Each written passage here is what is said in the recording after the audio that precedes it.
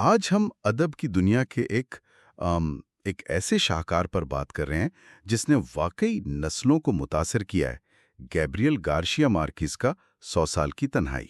जी बिल्कुल, एक लाजवाब नॉवल। तो हमारे पास इस नॉवल का खुलासा और तज्जिया मौजूद है और आज कोशिश यह है कि जरा इसकी गहराई में जाएं, माकुंडो की दुनिया को समझें, बुएंदिया खानदान की तकदीर और वो गहरे मायने जो मार्केज ने आप कह लें इस कहानी में समोए हैं। जी, और ये जरूरी भी है क्योंकि ये नॉवल इतना तहदार है। अच्छा, तो ये नॉवल जो है ये किसी एक आप कह लें खाने में फिट नहीं होता है ना। बिल्कुल नहीं। इसमें हमें वो जादुई हकीकत पसंदी मिलती है, यानी वो अंदाज जहां आप कह लें नाकाबिले यकीन वाकयात को रोजमर्रा का हिस्सा बनाकर पेश किया जाता है। जी, आम सी बात लगती है वो। हाँ, और ये एक तारीखी फिक्शन भी है, एक खित्ते की रूह को पकड़ता है और सबसे बढ़कर ये बुएंदिया खानदान की कई नस्लों पर फैली हुई एक बहुत बड़ी दास्तान है। एक पूरी सागा है। बिल्कुल, कहानी माकुंडो के गिर्द घूमती है, वो अफसानवी कस्बा जिसे ये खानदान बसाता है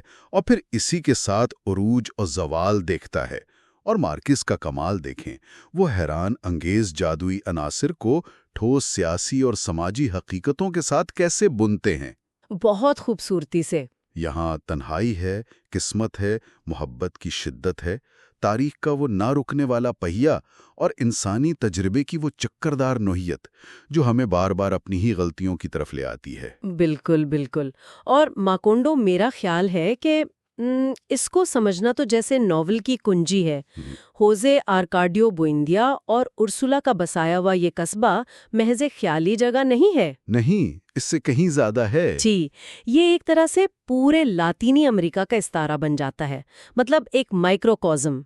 इसकी कहानी में हमें नौआबादाती माजी की झलकियां मिलती हैं, तरक्की की वो बेचैन ख्वाहिशें, ना खत्म होने वाली खाना जंगियां, बैरूनी ताकतों का इस्तेहसाल और आखिर में वो अलमिया कि सब कुछ भुला दिया गया है। मकोंडो गोया लातीनी अमेरिका के दिल की धड़कनें सुनाता है, उसकी उम्मीदों और मायूसियों के साथ। तो फिर उस खानदान की बुनियाद रखने वाले किरदार कौन है? जाहिर है होजे आर्काडियो बुएंदिया, मकोंडो का बानी। जी, एक ख्वाब देखने वाला, कुछ नया करने के जुनून में मुब्तला। लेकिन उसका यही जुनून खास तौर पर इल्म और वो केमियागरी यानी अल्कमी उसे हकीकत से कहीं दूर ले जाता है ना। यकीनन यकीनन। वो एक मिसाली दुनिया तो बनाना चाहता था, लेकिन वहीं खो गया एक तरह से। जी बिल्कुल, वो अपनी ही तलाश में गुम हो गया। इसके बरक्स देखें, उसकी बीवी उर्सुला इग्वायरान वो खानदान की असल बुनियाद है। असल ताकत। जी, असल ताकत। वो अमलियत पसंद है, मजबूत और नाकाबिले यकीन हद तक साबित कदम है। वो खानदान को जोड़े रखने वाली ताकत है, नस्ल दर नस्ल आने वाले तूफानों का मुकाबला करती है, चाहे वो मर्दों के जुनून हो या तारीख के हादसात। वो खानदान की याददाश्त और उसकी बका की अलामत है। और खानदान में और भी तो कई ऐसे किरदार हैं जिन्हें भुलाया नहीं जा सकता, जिन्होंने इस कहानी को शक्ल दी। बिलाशुबा उनका बेटा कर्नल ऑरेलियानो बुएंदिया एक इंतहाई पेचीदा किरदार है। वो आप सोचें 32 खाना जंगियों में लड़ता है। 32? जी, एक इनकलाबी हीरो बनता है, लेकिन आखिर में उसकी सारी जिद्दोजहद बेमानी महसूस होती है। वो सियासी नज़रियात की बेसबाती और इक़्तिदार की जिद्दोजहद से पैदा होने वाली गहरी काट खाने वाली तन्हाई की जिंदा मिसाल बन जाता है। तन्हाई। फिर उर्सुला की बेटी अमारांता है। उसकी जिंदगी नामुकम्मल मोहब्बत, हसद और कड़वाहट में गुजरती है। वो भी तन्हाई की एक और शक्ल को मुजस्सम करती है। और कौन भूल सकता है रेमेडियस द ब्यूटी को? ओ हाँ, रेमेडियस। वो इतनी मावराई और दुनिया से बेनियाज है कि एक दिन वो बस कपड़े सुखाते हुए आसमान में तहलील हो जाती है। ये आसमान में तहलील होना, ये तो मतलब जादुई हकीकत पसंदी की बेहतरीन मिसालों में से है। इतनी गैर मामूली बात और बिल्कुल आम अंदाज में बयान हो रही है। बिल्कुल, यही तो मार्किस का अंदाज है। और एक और दिलचस्प पहलू, वो नामों का बार बार आना है। हाँ, ये बात भी है। होजे आर्केडियो, ऑरेलियानो, अमारांता, ये नाम नस्ल दर नस्ल वापस आते रहते हैं। ये सिर्फ नामों का तकरार नहीं, ये इस बात की तरफ इशारा है कि तकदीर, खुसूसियात और शायद सबसे बढ़कर वो तन्हाई, वो एक मौरूसी बोझ है جو بوئندیا خاندان ایک نسل سے دوسری نسل کو دیتا ہے، گویا وہ ایک ہی چکر میں پھنسے ہوئے ہیں۔ اچھا، تو ماکونڈو کی بنیاد کیسے رکھی گئی؟ یہ جو الگ تھلگ مثالی قصبے والی بات ہے، یہ واقعی دلچسپ ہے۔ دیکھیں، خوزے آرکیڈیو بوئندیا ایک بہتر دنیا کی تلاش میں نکلتا ہے اور ایک ایسی جگہ پہنچتا ہے جہاں وہ ماکونڈو قائم کرتا ہے۔ شروع میں یہ جگہ واقعی جنت کا نمونہ لگتی ہے، دنیا سے کٹی ہوئی، معصوم، پرامن۔ ایک یوٹوپیا جیسی؟ جی، کچھ ایسا ہی۔ لیکن یہ تنہائی ہمیشہ نہیں رہتی۔ آہستہ آہستہ بیرونی دنیا سے رابطہ ہوتا ہے۔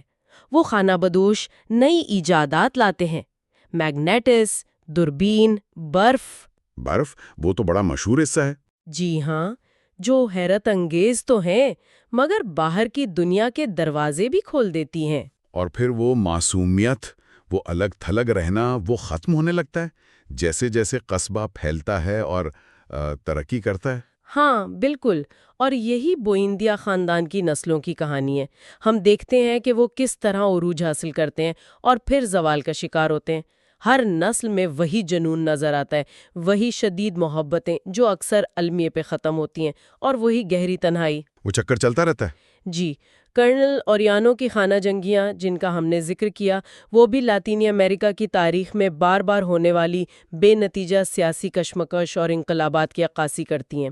یہ ایک ایسا چکر ہے جس سے نکلنا ناممکن سا لگتا ہے۔ یہ سوال اٹھاتا ہے کہ کیا تاریخ واقعی آگے بڑھتی ہے یا صرف خود کو دہراتی ہے؟ اور اسی حقیقت اور تاریخ کے ساتھ ساتھ وہ جادوئی عناصر چلتے رہتے ہیں۔ اپنے ریمیڈیوز کی بات کی، لیکن وہ اڑنے والے قالین، بھوتوں کا کرداروں سے باتیں کرنا، یہ سب کیسے کہانی میں ضم ہوتا ہے؟ مطلب قاری اسے کیسے قبول کرتا ہے؟ یہی تو جادوئی حقیقت پسندی کا کمال ہے۔ مارکیز ان غیر معمولی واقعات کو ایسے بیان کرتے ہیں جیسے وہ روزمرہ زندگی کا حصہ ہوں۔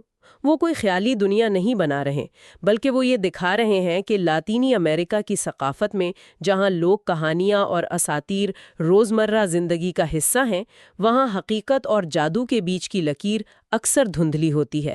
تو یہ صرف ایک ادبی تکنیک نہیں ہے؟ نہیں، بالکل نہیں، یہ ایک ثقافتی حقیقت کی عکاسی بھی ہے۔ لیکن ماکونڈو کی کہانی صرف اندرونی مسائل اور جادو تک محدود نہیں رہتی۔ ایک بڑا موڑ تب آتا ہے جب بیرونی دنیا، خاص طور پر وہ کیلے کی کمپنی وہاں آتی ہے۔ یہ واقعہ تو بہت اہم لگتا ہے۔ یہ ایک، آپ کہہ لیں، فیصلہ کن موڑ ہے۔ ایک امریکی کیلے کی کمپنی کا ماکونڈو آنا شروع میں ترقی اور خوشحالی کا پیغام لاتا ہے۔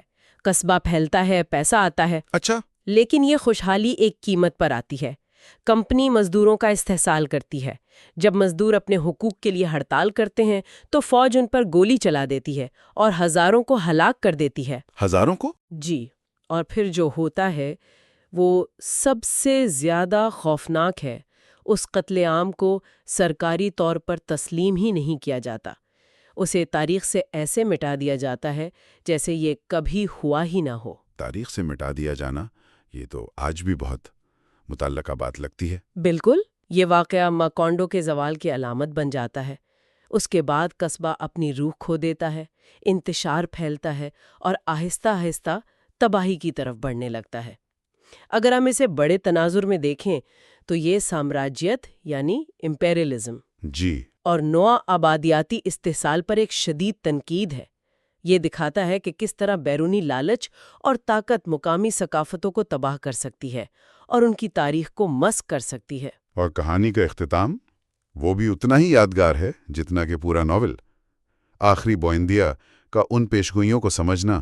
ہاں، خاندان کا آخری فرد اوریلیانو بابیلونیا جو تقریباً پوری زندگی تنہائی میں گزارتا ہے، آخر کار میلکیاڈیز نامی اس پراسرار خانہ بدوش کی لکھی ہوئی پرانی پیشگوئیوں کو سمجھنے میں کامیاب ہو جاتا ہے۔ میلکیادیز وہ شروع سے ہی ایک پراسرار کردار ہے۔ جی ہاں، اور یہ پیشگوئیاں سنسکرت میں لکھی تھیں اور ان میں بوئندیا خاندان کی پوری ایک صدی کی تاریخ، ان کی پیدائش، محبتیں، جنگیں، تنہائیاں اور آخر کار ان کی تباہی پہلے سے درج تھی۔ پوری تاریخ پہلے سے لکھی ہوئی؟ جی بالکل، اور جس لمحے اوریلیانو آخری سطر پڑھتا ہے اسی لمحے ایک قیامت خیز قسم کی آندھی آتی ہے اور پورے مکونڈو کو اس کے گھروں، گلیوں، باشندوں اور ان کی تمام یادوں سمیت صفائے ہستی سے مٹا دیتی ہے۔ مکمل طور پر مٹا دیتی ہے، گویا کہ وہ کبھی موجود ہی نہیں تھا۔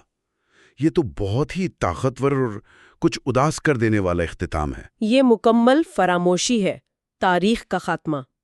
تو اگر ہم ان تمام دھاگوں کو سمیٹیں، وہ کون سے مرکزی خیالات ہیں جو اس ناول سے ابھرتے ہیں؟ ہاں، یہ اہم ہے۔ سب سے پہلے تو تنہائی۔ یہ ہر شکل میں موجود ہے، جذباتی، سیاسی، وجودی۔ بوئنڈیا کردار محبت میں، جنگ میں، حتیٰ کہ اپنے خاندان کے بیچ میں بھی تنہا ہے۔ ہر کوئی اپنے خول میں بند ہے۔ بالکل۔ پھر ہے تاریخ کا وہ چکردار پہیہ۔ خاندان اپنی غلطیاں دہراتا ہے، نام دہرائے جاتے ہیں، واقعات کی بازگشت سنائی دیتی ہے۔ یہ لاطینی امریکہ کی تاریخ کا بھی عکس ہے، جہاں ترقی اور تباہی کے چکر بار بار چلتے نظر آتے ہیں۔ پھر جادوئی حقیقت پسندی، جو حقیقت اور مافوق الفطرت کے درمیان فرق مٹا دیتی ہے اور مقامی ثقافت کی عکاسی کرتی ہے۔ محبت اور جنون کی طاقت، جو تباہی بھی لاتی ہے۔ جی، یہ جذبات کرداروں کو عظیم کاموں پر بھی اکساتے ہیں اور تباہی کی طرف بھی لے جاتے ہیں۔ اور آخر میں نو آبادیات اور استحصال کا موضوع، خاص طور پر اس کیلے کی کمپنی کے واقعے کے ذریعے، جو بیرونی طاقتوں کے اثرات پر گہری تنقید ہے۔ تو اس پوری داستان سے، ماکونڈو کے بننے اور مٹ جانے سے ہم کیا اہم سبق یا کہیں کہ ٹیک اویز حاصل کر سکتے ہیں؟ وہ کون سی باتیں ہیں جو قاری کے ذہن میں رہ جاتی ہیں؟ میرے خیال میں چند باتیں بہت واضح ہیں۔ ایک تو یہ کہ انسانی تاریخ کم از کم مارکیز کی نظر میں کوئی سیدھی لکیر نہیں جو مسلسل ترقی کی طرف جا رہی ہو۔ اچھا۔ یہ ایک چکر ہے جس میں معاشرے اور افراد اپنی کامیابیوں اور ناکامیوں کو دہراتے رہتے ہیں۔ شاید تاریخ سے سبق سیکھنا اتنا آسان نہیں جتنا ہم سمجھتے ہیں۔ اور تنہائی کا کیا؟ وہ تو ہر کردار کے ساتھ جیسے جڑی ہوئی ہے۔ بالکل۔ یہ ناول دکھاتا ہے کہ تنہائی، چاہے وہ خود اختیار کردہ ہو یا حالات کی وجہ سے مسلط کردہ، افراد اور قوموں کو کس طرح الگ تھلگ کر سکتی ہے۔ یہ تنہائی انہیں کمزور بھی کرتی ہے اور بعض اوقات ان کی تباہی کا سبب بھی بنتی ہے۔ بوئندیا خاندان کی تنہائی صرف ان کی ذاتی نہیں، یہ ایک اجتماعی کیفیت بھی بن جاتی ہے۔ اور جس طرح مارکیز نے اساطیر یعنی متھ اور تاریخ کو ملایا ہے، وہ بھی تو کمال ہے۔ یقیناً انہوں نے خاندان کی کہانی کو ایک دیو مالائی رنگ دیا ہے، لیکن اسے لاطینی امریکہ کے ٹھوس تاریخی حقیقتوں سے جوڑا ہے۔ اس امتزاج سے یہ کہانی بے وقت مقامی بھی لگتی ہے اور عالمگیر بھی۔ ہاں، یہ صرف لاطینی امریکہ کی کہانی نہیں لگتی پھر۔ جی، یہ صرف بوئندیا خاندان کی کہانی نہیں رہتی، بلکہ انسانی فطرت، اقتدار، محبت اور وقت کے گزرنے کی کہانی بن جاتی ہے۔ کیا ماکونڈو صرف ایک قصبہ ہے یا اس سے کچھ بڑا؟